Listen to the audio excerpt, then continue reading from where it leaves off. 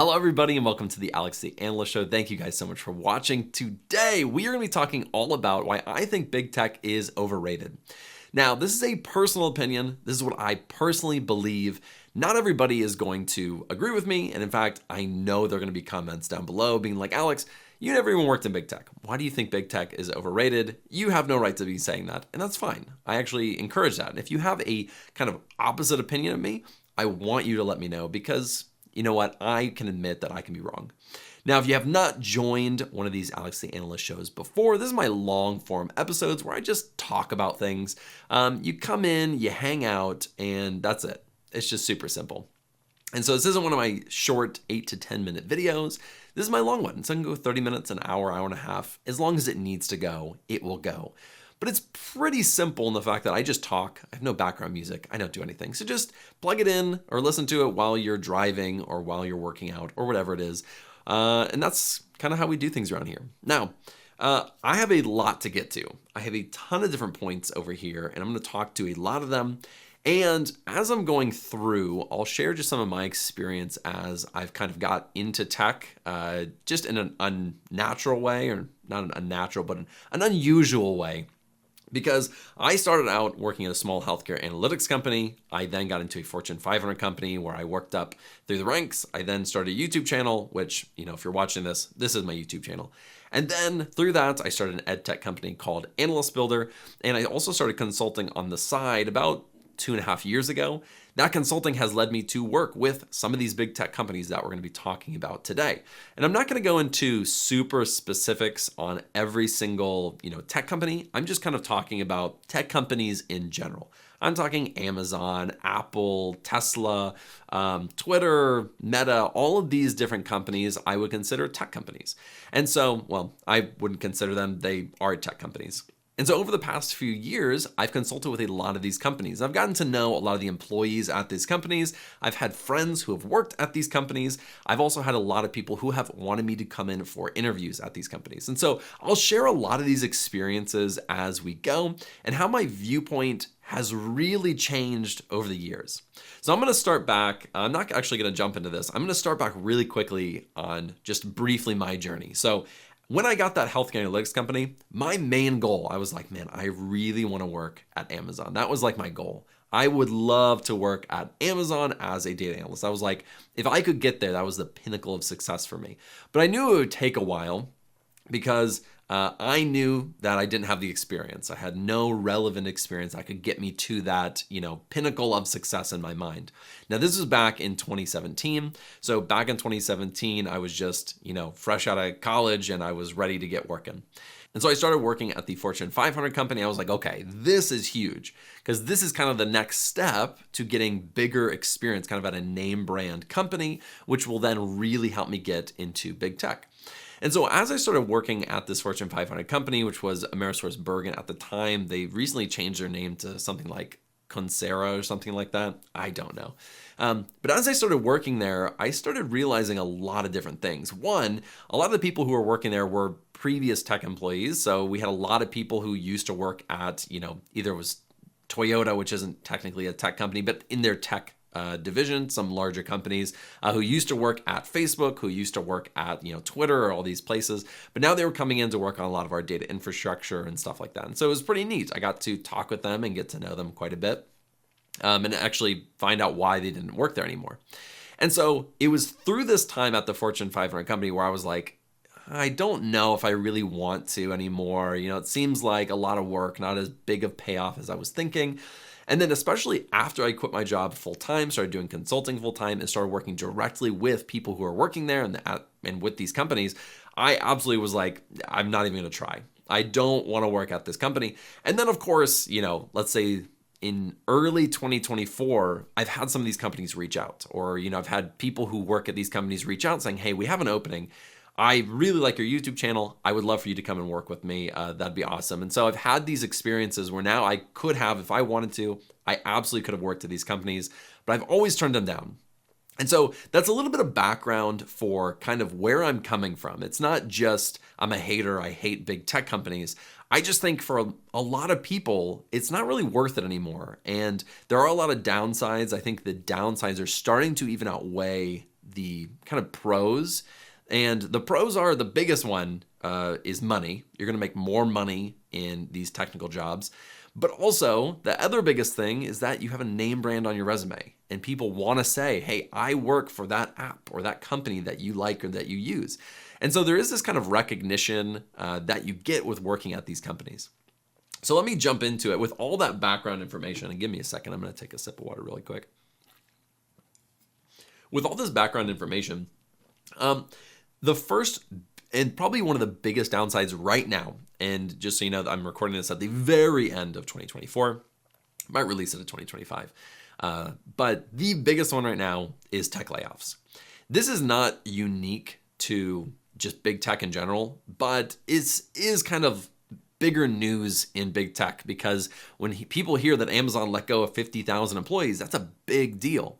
And the reason why it's such a big deal is because it's just one company. Now, this is happening across the board, especially in the United States. A lot of people are losing their jobs, but it's at smaller companies. And so smaller companies let go of 20% of their company, that's not going to be big breaking national news. If Amazon lets go of 20% of their employees, that's going to be insane news because they have millions of employees. Now, it wasn't 20%, but you get the picture. And so a lot of these big tech companies have been in the headlines saying, hey, we're letting go of, let's say, 5% of our staff, 10% of our staff. And that's a really big kind of scary thing to think about. Excuse me. And so job security is not there anymore in these big tech companies. From around 2010 and onward, up until maybe like 2020, job security was really good at these big tech companies. In fact, once you got in, you stayed for a long time, or you kind of bounced around different tech companies. But you stayed in that tech world because there were so many jobs available. It was growing so fast. Hiring in big tech was like, you could even get jobs just as recruiters in big tech and make a massive amount of money. And so all of these factors during that time period made it just such a great place to want to get into, because you're going to make a lot of money. You're going to be working at a name brand company, and you're going to have so many perks and benefits. I mean, talking free meals, you get subsidies for your apartment or your living. You may even live on campus at some of these big companies. So there were a lot of benefits to working at these companies. Now, right when COVID hit, or after COVID hit, people started working remote. A lot of these companies started sending people home, and a lot of those benefits went away. And then we started seeing layoffs. And so right around 2021 into 2023, even into 2024, which we're in now, we've seen kind of this rise in people getting laid off. That's not a good thing, obviously, but the job security that once was is no longer there. So once you get that job, you could be let go in the first 6 months. You could be let go in the first year. You may not have a job the same year that you were hired. And that's really scary for a lot of people. And I myself, I have a family feed. I got 3 kids. I got a wife. I can't be worrying about getting laid off. In fact, that is why I left one of my previous jobs. It was that small healthcare analytics company. I actually loved that job. I wanted to stay there long term, and they actually had a plan for me to, get promoted and stay in that company. But they started missing paychecks, and I got worried that I wasn't going to be able to, have a job to feed my family. And that's very worrisome. Now, it depends on where you are in life, at what stage of life you're in. If you're right out of college, it's okay if you get laid off. You can go back and you can live with your parents. You can go and bunk with a roommate who still has a job, stay in their apartment, whatever it is. But for someone like me, I'm the breadwinner of my family. I can't kind of risk that. And so you can't be at least at my age, or, where I am in life, I can't have that level of risk for these types of jobs. And that's a lot of people out there. A lot of people want families. They want to get married. They want to, have kids. And that is not a good thing when you're working at these companies. You have a lot of lack of job security. The next thing is corporate bureaucracy. Now, I put this there because as I've kind of progressed in my career, I have found myself really despising management in a certain level. Management just gets in its own way, and it is not fun. I was an analytics manager for about a year, and I got out of it quick. I was like, I hate this. This sucks. And big tech companies have an immense amount of bureaucracy when it comes to so many different things. And so these kind of smaller companies, you get it on a small scale. You have this manager who wants to do this, you have this person who wants to do this. But at a big tech company, it gets amplified times 10 because there's a lot of public opinion. There are, people who have their own self-interest put above every other interest. And so you have to play all this politics. And there's so much red tape, and there's so many issues with this. Now, that was, my just personal take. But I've talked to a lot of people who were managers, directors at these big companies who are making like, mid six figures. I'm talking $400,000, $500,000, $600,000, and they were just killing it. And a lot of them left because of, this bureaucracy or this red tape or this, whatever you want to call it. It just made it miserable. It makes it absolutely miserable to be a part of. Now, some people kind of thrive on that. Some people really like the politics of it. I just personally don't. And so, that's become even more prevalent as we started seeing, people starting to work from home and all these things. Sorry, my camera just randomly turned off. I had to fix that. But I think that's something that not a lot of people think about once they get into big tech. Once they get into big tech, they see it every day, but they don't think about it before they get into big tech. And so, this red tape, all this stuff, you're going to get that, the politics, you'll get that at every company on some level. It's just amplified immensely when you're working at these big tech companies. So I think that's something that I know I personally don't like. I hate it. I don't want to be a part of it. And I know that's the same for a lot of different people. All right, the next thing is, work-life balance. Now, everybody knew that work-life balance in big tech was bad, right? It was like 60-hour weeks, you don't spend a lot of time with your family, yada, yada, but you were making an immense amount of money, and you had good job security. And so a lot of people were like, they were okay with that lack of work-life balance because they knew that the trade-off down the road was going to be worth it, or the immediate, right? They're going to have a really well-paying job. But today, that's not really the case. You're still required to work a lot of hours, whether you're remote or not, but there isn't that knowledge that you are definitely going to have a job down the road. You're going to have a job in a year or two. So people are starting to, and this has been from other people I've talked to, people are starting to realize, they're like, wait a second, why should I be working 60, 70 hours a week, which is insane, right? 60 or 70 hours a week for this company that may just lay me off. Like, it doesn't matter in 6 months. Why would I put in that work? And so a lot of people aren't seeing that trade-off anymore. It's, there's still a name brand, there's still good money in big tech, but they're like, I have responsibilities in my life. I can't just work 60, 70 hours a week and not have anything pay from that, not have any big thing to show. That's just a small one. I'm not touching on that one too much. All right, here's the next one, and this is what I think is kind of another one that I personally really resonate with. I really like making a difference. I like making an impact. I like my work to mean something. In big tech, and this is just from a lot of, firsthand accounts that I've listened to, they were like, I was working on a 3rd page, design of a settings page that no one will ever see.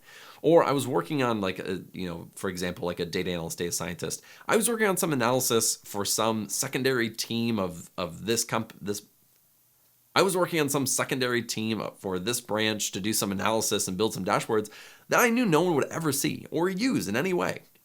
And it just feels very, very sad. Like you're working really hard on something that no one's going to use, no one cares about. It's just work. And when you were coming up in the 2010s and up to 2020, the work was kind of meaningful. It was building something and you were doing something. But now a lot of these companies have scaled to a point where there's not as much meaningful work to be done anymore. Now, there's still work to be done. I'm not saying that's not true, but you're not making a huge impact anymore. Unless you were designing the next big thing in that company, which is, maybe several hundred people out of the tens of thousands, you're maintaining some data, you're building out or maintaining something that was already built out. It's not super important. And a lot of people kind of resonate with that. They're like, I don't want to work on something that means absolutely nothing.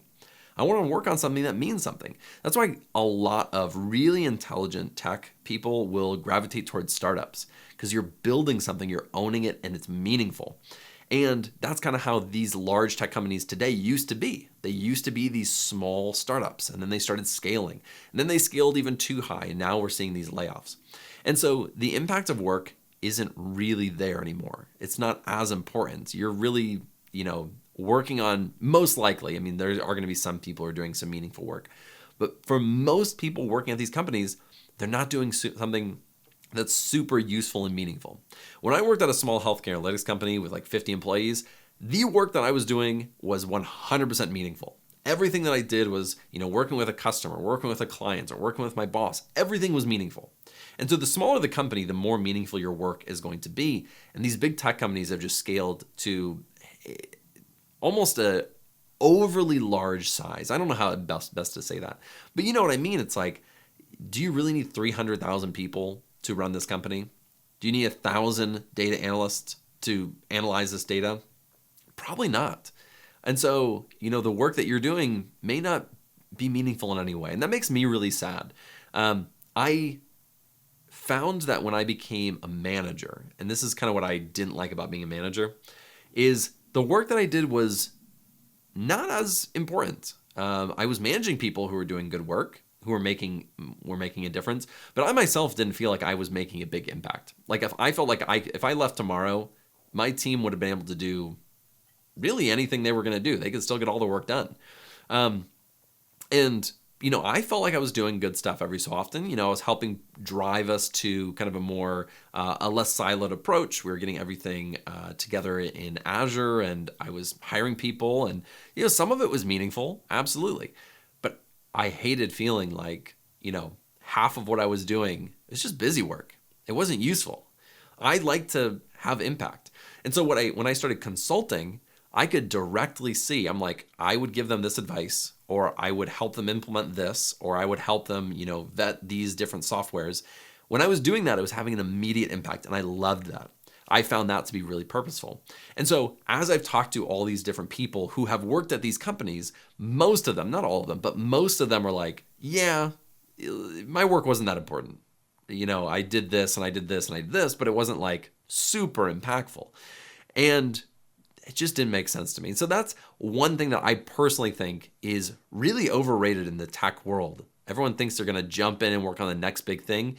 Typically, you're working on this like team that does some random thing that you've never heard of. You just got into that company, and so you're like, I'm willing to work on it, but you're not going to make any big impact. And I hate to say that like that, but it's kind of true. All right, let me look at my notes real quick. Yeah, so this kind of goes back to, or kind of goes to what we were just talking about. So this is the desire to work on smaller, more diverse projects, as well as limited availability to do different types of work. When you're working at a small company, you work on everything. You work on, data collection. You work on data transformation. You work on data pipelines. You work on the data visualization, and then working with clients and stakeholders. And you have your hands on a lot of different things. So you wear a lot of different hats. When you work at a big company, typically you're working in, a very specific and very niche role. And sometimes that's okay. In fact, back when I was at a Fortune 500 company as a data analyst, I was on the data collection team. That's what we did. It was under our data science umbrella. We were data collection. That was kind of like my specialty. And I learned an immense amount about data collection, and it was amazing. And I loved every second of it. Like ETL processes and even data engineering and stuff like that, I have a very big fondness towards. But I didn't work at data visualization at all. And I did in my previous role, but I didn't get to work on it at all in that role. Maybe a little in Power BI. But I also didn't work a ton on different types of analysis that I would have liked to do. I didn't get to work with different tools that I would have liked to do. And so there are pros and cons to this one specifically. The pros is that you can really niche down and become an expert in this area. The con of it is you don't get to work with a lot of different tools, and you don't get to work on a lot of different areas. And this only becomes even more so when you're working at big tech companies.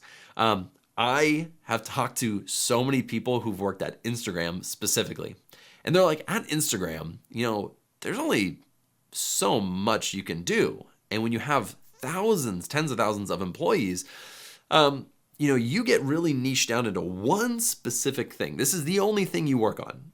And to me, that just sounds miserable. That just sounds horrible. I think most people who work want to do different things. They want to be creative, and they want their work to be valued, and they want to try out new tech stacks, and they want to do different things. And in big tech, you don't really get to do that. You don't. In fact, one of my old buddies, he worked at Amazon for like 3 years. And he said in those 3 years, he worked with the exact same tech stack, but he only ever worked on 2 things. It was 2 projects for a long time. They were big projects, but he's like, I didn't work on anything else. Even if those projects were completely stalled and we were waiting like a month to do stuff, he's like, I would not work for a month. And I was like, what do you do in that time? He's like, well, there are some trainings that you can do. There were busy work that I could get done, but he's like, there was nothing I could do because those were my only projects that were assigned to me. Those were my projects. And I was like, that sounds horrible. I mean, some people might love that because you're getting paid to do nothing. But for people who really want to learn, who want to progress their career, who want to do big things, that's not fun. And so big tech is it's at this point, it's gotten to this point where, if you want to make a difference, if you want to work on things that are meaningful, if you want to, try out new tech stacks and learn new skills, it's going to be very difficult to do that. Unless you just have a great manager, you have a great team that's super flexible and wants to help you with that, you're probably not going to get that. One other thing, and I didn't even write this down, is as you work at bigger companies, a lot of times you'll work with proprietary software that no other company is going to use. I have some friends who worked at Meta. This was particular at certain tech companies who have internal systems and software that they wrote from the ground up that was only used at that company. It was not used at any other company in the world. And so they would learn this system, they would use it for several years, but it was completely non-transferable to any other company. And I was like, what's the benefit of that? He's like, well, there's no benefit. He's like, unless I want to go back and work at, let's say, Facebook. He's like, there's no benefit to it. It was really good for their use case, for their company. But any other company that would try to adopt that software or do anything like that, it would be worthless. And so, again, it just points back to you aren't going to grow beyond a certain point. And that's true in a lot of companies. But at big tech companies, when you're really niche down, and you're really pigeonholed into this one area, working on 1 or 2 projects, and you're using, all this very specific software just for that company, if then you want to go work at another company or you want to do something else, it's hard to get away. And then you have this thing called golden handcuffs. And that's another thing I wanted to talk about, which is golden handcuffs is a very real thing. I somewhat experienced it at my previous job when I was a manager, but luckily it wasn't as bad for me because I had my YouTube thing and I had my consulting thing on the side. But I had a good salary. I was doing really well, but I didn't feel like I was making a difference. And a lot of people in tech will tell you the same thing. It was like, hey, I'm making a lot of money. I'm making $200,000 a year, but I'm doing nothing and I'm going nowhere. And I don't know what to do. I can't really leave because my standard of living has increased. I have a really expensive apartment. I need to be able to afford it, but I don't want to work here anymore. And so you kind of get trapped. And there's a very high correlation between things like suicide and depression and getting burnt out, but because of all these different factors. And so just a few things. Let me look at my list really quick while I get a drink of water. So the next thing, and this is true for a lot of companies, but again, is very different at the tech level, is this intense feeling of competition. I never really felt this at other companies. When I was working at healthcare analytics or, my old Fortune 500 company or my consulting that I do a little bit of now, but not as much. And then of course, like Analyst Builder, there's none of that. But I can tell you that, from a lot of accounts, this is something that is really intense, especially at places like Google and Facebook. These companies, it's a competition of who can do it better, who can do it more, who can get more recognition. And that's just like a really dog eat dog world. It's not a cooperative environment to get things done. And so, all of these things that I'm saying, what you need to do is you need to kind of look at yourself and be like, what do I value the most? If it is money, big tech can still be a great option for you. Although, again, you may not have a job for a long time in this current environment where tech is at. But if money is the main thing for you, you don't have a family, you don't personally care about work-life balance, then I say go for it. You'll learn a lot. These companies are, of course, big and great because of their tech stacks and a lot of different things. But it's not for everybody. It's definitely not for everybody. And so I'm highlighting a lot of these areas, and I'm going to go back to something I talked about earlier, which is, I've had a lot of companies, especially as I've gotten larger, my YouTube channel's gotten larger, and my name's, a bit more known in the data community. I've had a lot of companies reach out. In fact, I've consulted with tech companies who then were like, hey, would you come work with us? And my answer is always no, for a lot of reasons. And for me personally, one of the biggest things that I am really against when it comes to working in big tech is I prioritize my family above all of my work, all of my YouTube, all of my business, all of those things. And so for me personally, I know that if I were to go and work at one of these big companies, it would demand a lot from me. It would take time away from my family. And that's kind of a non-starter for me. I'm like, I'm not even going to go in that direction. And so, maybe earlier on in my life when I was just getting started, I absolutely would have taken one of these jobs.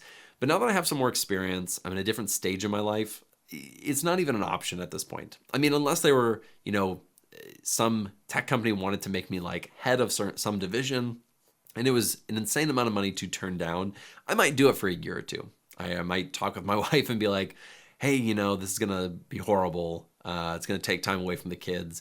But in the short run, I'll do it for maybe a year or two, and then I'll pivot back to my other stuff. And I can get it on my resume, and I could, make it valuable to be able to take. But it would be an extreme circumstance for that to happen. And so I say all that to say, big tech had its big run, and there's still a lot of value at working at big tech companies, but it is not the same prestige. It is not the same pay. It is not the same reliability and consistency that it used to be. And so, back in 2017, when I was first breaking in, they still had a lot of those things. They had the perks and the benefits, and I wanted that, especially as like someone right out of college. I really wanted that, but it's not the same anymore. And so, I feel like these perceptions and these things some of them are still there, that they're great places to work at. You get all these benefits, but it's just not there anymore. And a lot of people will tell you, like people who worked at Facebook back in like 2015, who went back and worked with them again, just someone I know who did that, they were like, it was completely different. The vibe was different. The culture was different. The benefits were different. A lot of people were working remote versus in person, and he liked working in person. And so he's like, everything was completely different. And so I don't know how long he's going to work there, but he said he probably wouldn't work there, that long. And so these are just things that, I think a lot of money, a lot of time, a lot of people's thoughts and ideas have gone into thinking that tech is just this amazing, beautiful thing that's like a golden, an opportunity to change your life. And maybe it is for some. But I think for a lot of people, it's way overrated. It is built up in society and in our heads, but the reality is just not living up to that. And so that's a lot of my personal opinions, as well as opinions of a lot of other people who have worked there. Now I'm going to reiterate it just one last time. I never worked in big tech. I could probably call up some of the people who reached out to me and be like, hey, if you want me to work there, I'll work there. And I could get it on my resume. And I'm sure people on YouTube would find that really interesting. I could give my perspective, but it isn't worth it for me anymore. It's not something that's even crossing my mind. I have no ambitions or aspirations to do that. I have Analyst Builder, which is my startup for EdTech. I have my consulting. I have my YouTube, and I work with a lot of really interesting, awesome people. And it's not something I want anymore. It's not. And so, all that being said, that's my opinion. That's what I think. If you have a completely different opinion, maybe you work at one of these companies, maybe you're like, oh, I work at, Twitter, or I work at Snapchat, if that's still a thing. I don't follow Snapchat that much anymore. I'm sure it is still a thing. But if you follow one of these companies and you're working at them, let me know your opinion, because maybe you have a completely different opinion than I do and you work there. So you might have a little bit more credibility than I do. This is just my thoughts, right? This is just a jam sesh. We're just talking. Let me see if there's anything else. I'm going to say that's it. I have a few more other things, but I touched on a lot of them as we went through it. But yeah, let me know what you think. I think that is pretty accurate. It is pretty stinking accurate. So let me know below.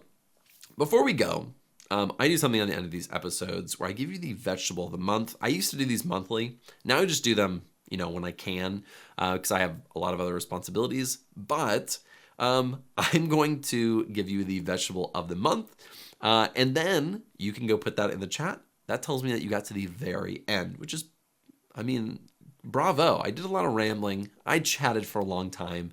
I wasn't perfect, definitely not perfect, but I said what I needed to say. And so if you were able to get to the very end, I want you to go and put, wait, what was it? See, now you got to wait a little longer. Rutabaga. You need to put rutabaga in the chat. I don't know how to spell that.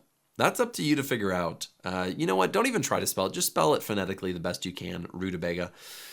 And that's it. Believe it or not, and this is going to be wild to everyone, I don't have a monitor here. I just have laptops, 2 laptops. I don't have a monitor. I bought a monitor for the first time ever. I'm going to put it right over here in the corner of my office. My father-in-law recently got a 40-inch 4K TV that he uses as a monitor. And I went over to his house out in Dallas not too long ago, and he's like, Alex, you have to get one of these. I'm like, I'm not getting, that's huge. I'm not getting it. It's massive. So I got a 27-inch monitor for like $300, which all of them are like 500 to 1,000. So I got this one on eBay. We'll see how it works. I didn't want to pay a lot of money for it. But I think it's going to be a good thing. It's supposed to be getting in today. So maybe I'll share something on like Instagram or something. But what else is going on in my life? I'm driving up to Pennsylvania. It's an 8-hour drive with 3 kids very soon. It's in like 2 weeks. To spend Christmas with my my wife's side of the family. And so that's going to be a drive. We got 3 kids, 12, 5, and 4. So wish me luck.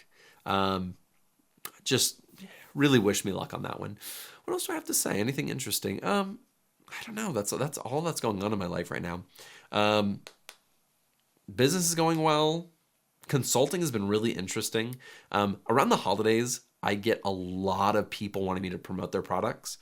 And what's been really great about doing my own thing and starting my own business is I don't have to take those anymore. Back in the day, I used to, and there were some companies that I kind of knew or had heard of, and I took their endorsements, and I kind of, wish I didn't have to, but I need to pay the bills. Now I don't have to, and so I get to choose who I sponsor and who I don't, and so I take on very few sponsors. It's been really freeing, and so this year I got the most amount of requests I've ever gotten. It was probably like 100 plus of different companies and startups and AI products and data products and all these different things, and people wanting me to speak at different conferences and all these different things, and I just get to say no to all of them. It's really freeing. And back in the day, I used to have to take some of them, and I don't have to do that anymore. And that's in huge. It's a huge benefit to you guys because you guys don't have to see products that maybe you aren't as interested in, or they're kind of a niche product where I like them, but I know you guys wouldn't, but I still promote them anyways. Just because I like them, I think they're a good product. But now I don't have to do that. It's a big part of from you guys, helping me out on YouTube and watching my stuff, or going to Analyst Builder, or just supporting me on social media. Those things help me a lot. And so I just want to say I'm really appreciative of that. It really allows me to be more selective in what I do, how I do it. And for that, I just wanted to say thank you. So all that being said, I'm going to end it here. Thanks for watching, and I'll see you in the next one.